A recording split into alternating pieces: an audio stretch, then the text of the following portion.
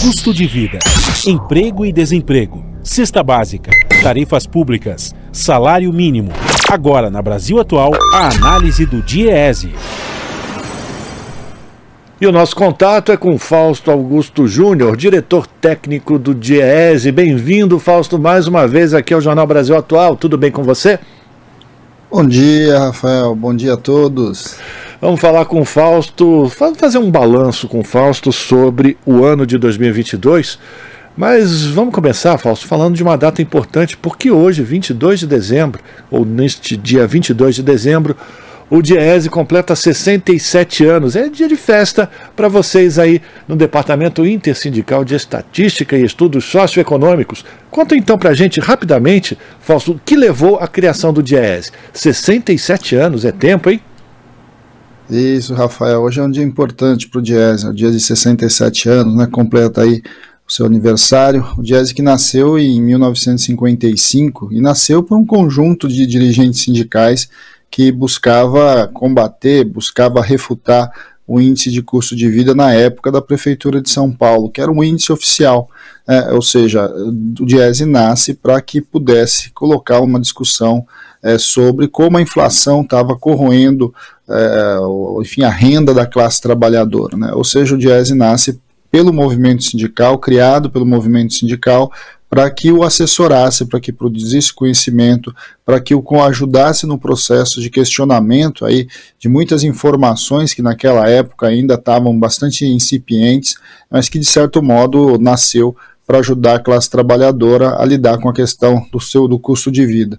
Então o debate do DIEESE é um debate antigo, né? Ou seja, o DIEESE é um dos departamentos de pesquisa mais antigos do Brasil e que há muito tempo, né, vem construindo essa questão do direito à informação, da produção do conhecimento a partir de um viés de classe, né, a partir do olhar da classe trabalhadora, do interesse da classe trabalhadora, e que de alguma forma, nesses 67 anos, vem enfrentando, né, e vem resistindo. Eu acho que a grande discussão que a gente tem hoje, né, em 2022, no que foi esse ano, foi um ano importante aí de resistência, foi um ano importante para a gente mudar o caminho, os projetos para o futuro do nosso país, e o DIEESE vem, ao longo desses 67 anos, ajudando a classe trabalhadora nesse processo de resistência, de conquista aos seus direitos sociais, e que de alguma forma aí a gente vem cumprindo o nosso papel. O DIEESE resistiu à ditadura militar na década de 70,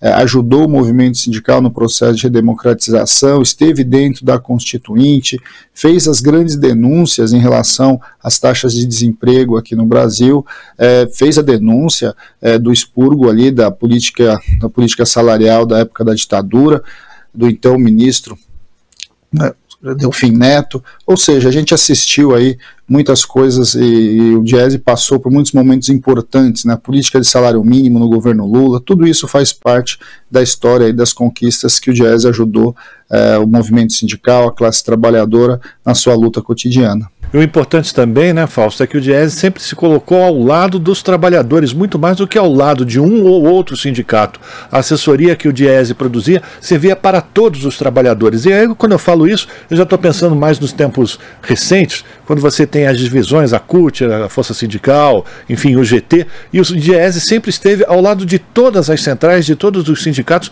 exatamente para produzir essa informação qualificada do ponto de vista do trabalhador, né? Essa é uma característica da instituição, né? O DIEESE é uma instituição criada do ponto de vista político, plural. Todas as tendências do movimento sindical estão dentro do DIEESE desde a sua fundação, né? Vamos lembrar ali em 55, você tinha os comunistas, os socialistas, os getulistas, e essas divisões, né, essas visões diferentes da política por dentro do movimento sindical sempre estiveram dentro do DIEESE. O DIEESE é um órgão criado e mantido pelo coletivo, né, pela totalidade da classe trabalhadora e pelas suas diferenças, né? Ou seja, até porque o que cria a unidade da classe trabalhadora na questão do DIEESE é o respeito ao conhecimento científico, né? É ter a ideia de que o conhecimento é um direito de todo cidadão, de todo trabalhador, e que cabe a nós, por exemplo, no caso do DIEESE, levar esse conhecimento e colocar ele a serviço da classe trabalhadora. Num momento aí que a gente vem vivendo, cheio de fake news, de questionamento do conhecimento científico, o Diese já há muito mais tempo, né, desde 57, vem fazendo esse serviço de colocar o conhecimento ao conjunto da classe. E esta é a base da nossa unidade, né, a base da unidade que o Diese constrói entre as diversas visões de mundo que compõem o movimento sindical brasileiro. Até porque tem uma unidade, né, a unidade do interesse da classe trabalhadora, que funda a instituição e que, de certo modo, organiza todas as nossas lutas, né, Rafael?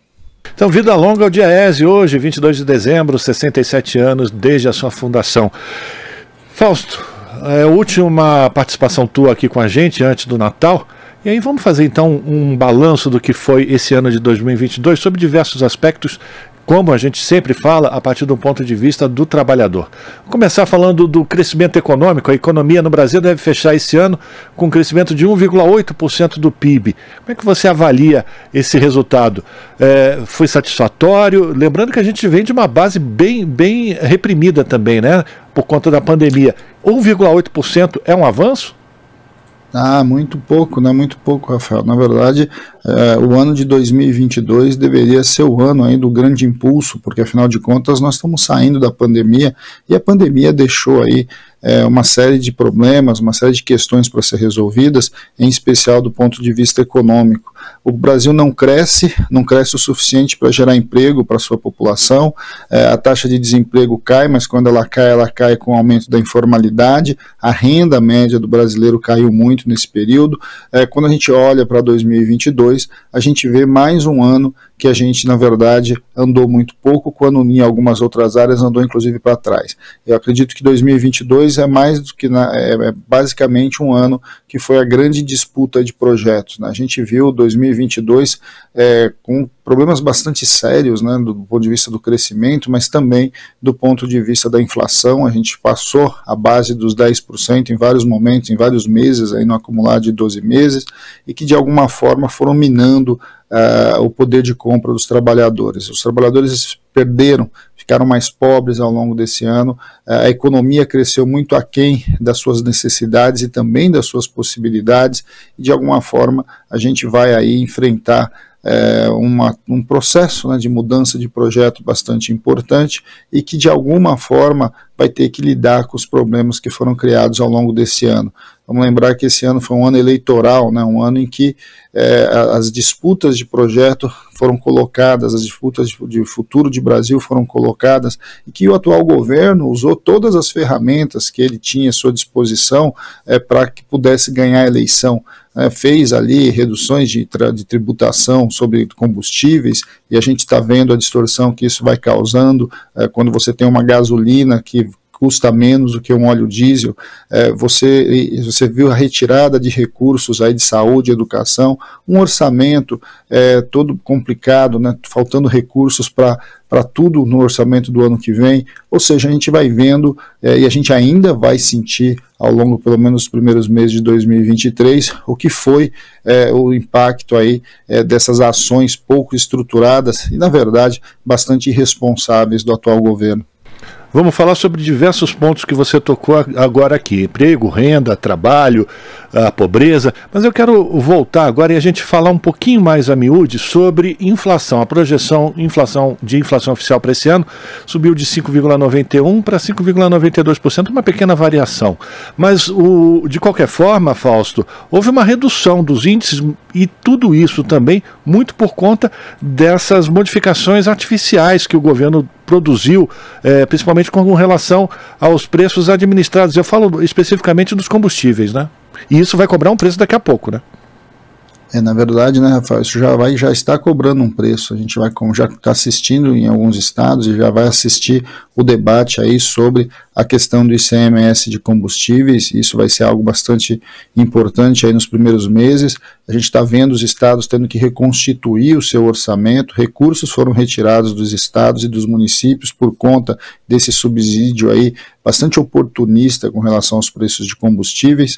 É importante, agora o governo Lula, né, o novo governo, quando assumir em 1º de janeiro, esse vai ser um debate central. Qual vai ser a política de preços da Petrobras? Agora, é claro que a gente sabe que essa política política de preço não é alterada muito rapidamente, vai ter que ter um grande debate com a sociedade. A Petrobras, apesar de ser uma empresa estatal, é uma empresa de capital aberto, então tem os seus acionistas, e os seus acionistas cobraram caro, né, tiveram um lucro muito alto nesses períodos desse programa aí, né, da política de preço atual, e vão muito provavelmente resistir a tudo isso. A gente vai ver um mercado bastante estressado, provavelmente, aí, quando fizer os debates sobre a política de preço da Petrobras, mas sem mexer nisso, a gente não consegue, de fato, lidar com a questão inflacionária. A inflação caiu de maneira artificial por conta dos combustíveis, mas caiu também porque o Banco Central subiu a taxa de juros de maneira muito acelerada, né, em um patamar bastante alto, e que está significando transferências de recursos do orçamento público bastante limitado já, mas cada vez mais para o serviço da dívida. Então tudo isso vai comprometendo ali as contas ao longo já de 2022 e vai ser um problema para ser enfrentado em 2023. A gente também tem o problema da inflação de alimentos, né? A questão dos alimentos foi bastante importante e ela atinge diretamente a classe trabalhadora e os mais pobres. Para resolver a questão do alimento, a gente viu inclusive na matéria anterior aqui, você precisa reestruturar a base de produção da agricultura familiar, os programas, né, o PAA, o PNAE. Agora tudo isso tem tempo, isso leva tempo. Você vai precisar reorganizar a Conab, reorganizar os estoques reguladores, mas para regular estoque regulador, Rafael, não é uma coisa tão simples, porque você depende da safra, e as safras no Brasil, em especial das commodities, né, dos grãos, elas são vendidas inclusive no mercado de futuro, né, então uma parte da nossa safra que ainda nem foi colhida já foi vendida, então de certo modo tudo isso vai demandar tempo também para que você reestruture a Conab, reorganize os nossos estoques reguladores. Ou seja, tem um serviço muito grande para ser feito ao longo do ano que vem, para que a gente possa de alguma forma lidar com os problemas estruturais que levaram à inflação alta nos 2 últimos anos, né? E no meio de tudo isso a gente ainda tem um cenário internacional bastante controverso. Nós estamos ainda com a guerra na Ucrânia, nós estamos com alta de taxa de juros nos Estados Unidos, nós estamos com uma série de mudanças ali em relação ao posicionamento geopolítico e estamos com a Covid de volta ali na China, com algo bastante preocupante, o que está acontecendo no aumento dos casos ali na grande potência ali que é a China hoje no mercado internacional. Vamos falar de emprego e trabalho agora, Fausto. Em 2022 o governo alardeou que houve o crescimento do emprego, a retomada dos postos de trabalho, enfim, mas o que o governo não fala é que foram modificados também, inclusive, os mecanismos de aferição desse emprego, e também não falou muito da qualidade desse trabalho, desses postos que foram gerados. Uma análise breve, Fausto, sobre essa questão do emprego e do trabalho para esse ano de 2022. Bem, o emprego, a gente sabe ali as dificuldades que foi e que tem sido a questão de cada trabalhador que está aí desempregado buscando postos de trabalho. O tempo de procura média é um tempo muito alto, chega a bater a 2 anos uma pessoa aí que perde o emprego. Nós estamos com uma taxa de desemprego jovem muito ampla, né, muito grande, ou seja, tem muita dificuldade do jovem entrar no mercado de trabalho, e é verdade, gerou emprego esse ano, mas a pergunta que se faz é qual emprego, né? As pessoas estão, na verdade, voltando ao mercado de trabalho por meio da informalidade, com empregos que pagam muito pouco e que basicamente precisam de uma reforma aí do ponto de vista da gente pensar o futuro da lógica de organização do mundo do trabalho. O Brasil vive hoje um processo acelerado de precarização do seu mercado de trabalho, redução da renda do trabalhador. E, de alguma forma, 2022, que poderia ser um grande ano para a geração de emprego, até porque a questão da pandemia, né, trouxe uma série de demandas e, ao mesmo tempo, reprimiu muita demanda, muita coisa. Na verdade, o que a gente viu foi o oposto. Nós seguimos um caminho muito falado pelo atual presidente, que era hoje, se você quer ter emprego, você quer ter direito. Você gerou sim postos de trabalho, mas esses postos de trabalho foram postos de trabalho bastante precários e com renda muito baixa. E de alguma forma essa é uma reversão importante que a gente precisa pensar para o próximo período. É preciso construir uma política de geração de emprego, de construção aí de possibilidades de renda para o conjunto da classe trabalhadora a partir de uma outra dinâmica que não a que está colocada aí. Não é desregulando, não é retirando o direito dos trabalhadores, é ao contrário. Nós precisamos ampliar os direitos, nós precisamos avançar na disputa ali pelo salário para que o conjunto do trabalhador possa ter uma qualidade de vida melhor, mas também o próprio mercado possa ganhar novos consumidores, possa ganhar novos impulsos e fazer a roda da economia girar num outro sentido.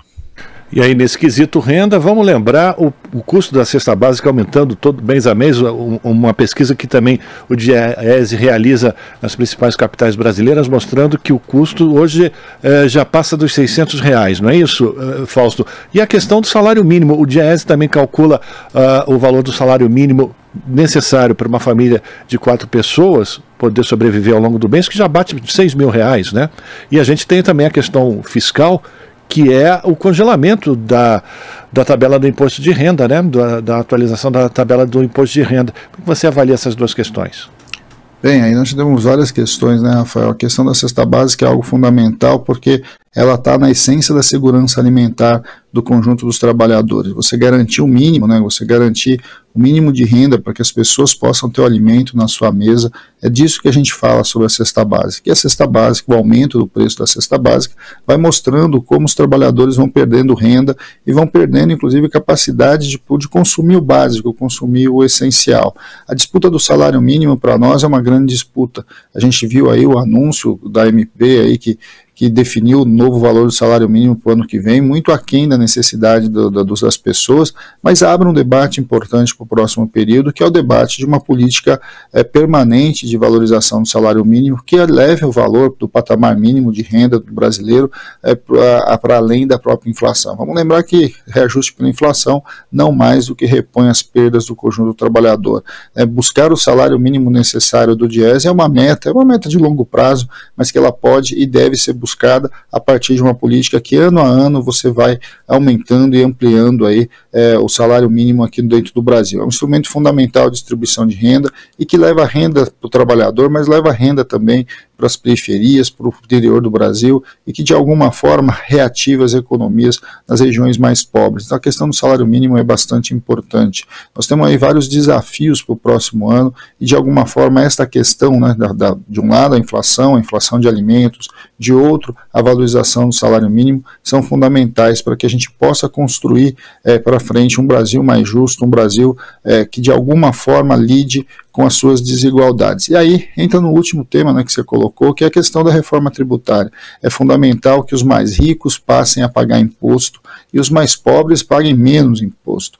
Mudar essa lógica, mudar o que nós chamamos de progressividade na questão tributária é fundamental. Hoje, o mais pobre paga mais imposto do que o mais rico, e para isso você tem que mexer sim no imposto sobre produtos, né, na questão do imposto de renda, nos limites estabelecidos do imposto de renda, a tabela de imposto de renda que não foi reajustada ao longo de todo esse governo, de certo modo fez com que os mais pobres, né, a classe média, em especial a classe média mais pobre, passasse a pagar imposto de renda, o que é um absurdo, enquanto os grandes empresários, as grandes figuras do agronegócio pagam quase nada de imposto, quando não pagam nada de imposto, porque lucros e dividendos não são tributados no nosso país. Esse debate é um debate fundamental para o próximo período e que de alguma forma é o melhor mecanismo para a gente iniciar um processo aí de reversão do nosso quadro de desigualdade. Vale lembrar, né, o Brasil é um dos países mais desiguais do mundo e que nós precisamos enfrentar isso com muita efetividade a partir do próximo governo. Futuro ministro da Fazenda, Fernando Haddad, falou ontem, inclusive, anunciou que o novo arcabouço fiscal será crível, consistente e viável de ser cumprido. Isso muito baseado, inclusive, nos nomes que ele já anunciou que vão compor a sua equipe no Ministério da Fazenda, e o que leva a gente a duvidar os motivos desse nervosismo do mercado é apenas especulação, toda essa espuma que o mercado faz em torno das medidas que já foram anunciadas por Fernando Haddad, né, Fausto? Sem dúvida, né, Rafael? Na verdade, o mercado ele não estressa, o mercado ele simula para ganhar dinheiro, né? Vamos lembrar que toda vez que o dólar cai, ou que o dólar sobe, alguém está ganhando. Toda vez que a bolsa cai, a bolsa sobe, alguém está ganhando. Então essa questão, né, do estresse no mercado tem várias questões ligadas, não são só os anúncios, os nomes e etc. do futuro governo, tem a ver com a própria dinâmica de como o mercado consegue criar a curto prazo altas taxas de rentabilidade para os seus interessados ali. Por outro lado, o que tem que ser feito, e talvez esse é o grande debate, é compreender que crescimento econômico não é o contrário de austeridade, de austeridade fiscal, de equilíbrio fiscal. É o contrário, né? Na verdade, quanto mais você cresce, mais fácil é você executar o serviço da dívida, mais fácil é você viabilizar o pagamento das taxas de juros e etc. A rolagem da dívida fica mais fácil quando o Brasil cresce, até porque, né, o principal parâmetro em relação à questão fiscal é o percentual ali da dívida em relação ao PIB. Então, quando o PIB cresce pouquinho, como a gente está falando aqui um pouco, né, vai crescer menos de 2%, você tem inevitavelmente um aumento dessa relação. Quando o PIB cresce mais, essa relação cai, porque também quando o Brasil cresce mais, o governo arrecada mais, ou seja, o orçamento possibilita que faça novas ações, ou seja, você vai invertendo a roda da economia. Qual é o nosso dilema hoje, né? Ou seja, esse pânico aí com relação à questão fiscal. O teto de gasto, na verdade, já não existe mais, já foi estourado pelo atual governo em vários anos, que de alguma forma já está dado que você precisa sim fazer uma nova discussão, quais são esses limites fiscais, como é que você estabelece as novas âncoras da economia, como é que você garante a estabilidade monetária. Eu acho que isso é o grande projeto que deve ser apresentado pelo futuro ministro Haddad nessas questões aí relativas à política econômica. É importante aqui, né, Rafael, compreender que a questão da política econômica não é de interesse só aí dos financistas, do mercado financeiro. A política econômica é interesse de todos, é interesse dos empresários, é interesse dos trabalhadores, porque afinal de contas nós estamos falando da nossa vida cotidiana. Se a inflação cresce, quem mais perde são os trabalhadores. Se o dólar cai, né, como é que quem mais perde, quem mais ganha? Tudo isso tem a ver com a nossa vida, né? Ou seja, esse debate sobre a questão monetária e sobre a política fiscal é interesse a todos. Agora, o que a gente já sabe é que a atual política não funciona, ou seja, você simplesmente limitar os gastos sociais pelos 20 anos, como foi estabelecido pela EC 95, pelo teto de gasto, é um absurdo, porque impede que o Brasil enfrente as suas principais questões que têm a ver com a desigualdade social, tem a ver com a necessidade de garantir direito social para as pessoas, a melhoria da saúde, a melhoria da educação, está na base de um projeto diferente de desenvolvimento. Então é importante que ao longo de 2023 a gente faça esse debate muito sério, né, esse debate de estabilidade fiscal, de estabilidade monetária, de controle inflacionário, mas isso precisa estar coadunado, isso precisa estar vinculado a crescimento econômico, a geração de emprego, a melhoria de vida do conjunto dos trabalhadores e da população em geral. Acho que esse é o grande objetivo e as grandes discussões que vão ser travadas aí ano que vem, tanto pelo Ministério da Fazenda, mas também pelo conjunto dos novos ministérios que vão estar implementando as suas políticas junto com o Congresso Nacional e com os conselhos e com a participação da sociedade, que é fundamental que a gente traga todos para esse debate, que é, na verdade, o debate de todos nós e não só da Faria Lima.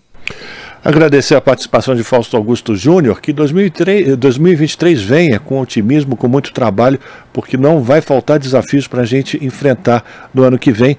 Quero agradecer a tua participação, desejar boas festas para você. A gente está próximo já do Natal. E, mais uma vez, parabenizar o Diese pelo seu aniversário, Fausto. Muito obrigado, viu? Eu que agradeço, Rafael. Desejo a todos um Feliz Natal e certamente 2023 será um ano bom, um ano melhor do que 2022, mas um ano de reconstrução, né? Um ano que a gente vai construir aí o futuro do nosso país. Então, bom 23 para todos nós, um Feliz Natal aí para todos e que a gente possa se reencontrar em breve para conversar um pouquinho mais aqui com todos que nos ouvem e com vocês aí da rádio. Um abraço, gente. Um abraço. Conversamos aqui com Fausto Augusto Júnior, diretor técnico do Diese no jornal Brasil Atual.